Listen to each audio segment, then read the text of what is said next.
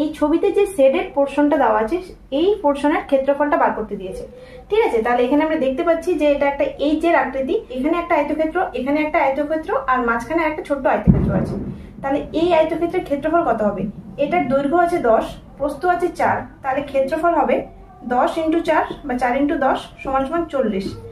এটার যদি 40 হয় তাহলে এটারও 40 হবে, কারণ দুটো সমান। ঠিক আছে, আর এবার আমাদের এই মাঝের পোর্শনটার ক্ষেত্রফলটা বার করতে হবে। তাহলে মাঝের পোর্শনের ক্ষেত্রফল কত হবে? এই দেখো এখানটা এটা 5 দেওয়া আছে, এখানে যে ছোট্ট একটা আয়তক্ষেত্র তৈরি হয়েছে এই পোর্শনটা কতটা এটা বার করতে হবে।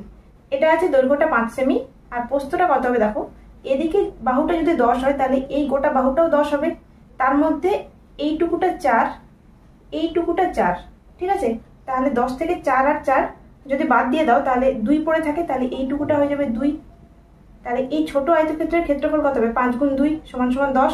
তাহলে এটাকে 10 যোগ করে দাও, তাহলে এই তিনটে সংখ্যা যোগ করলে পুরো শেডেড পোর্শনটার এরিয়া পেয়ে যাবো। তাহলে এটা হয়ে যাবে 90 বর্গ সেমি। ঠিক আছে, বর্গ সেমি, এটাই হবে অ্যান্সার।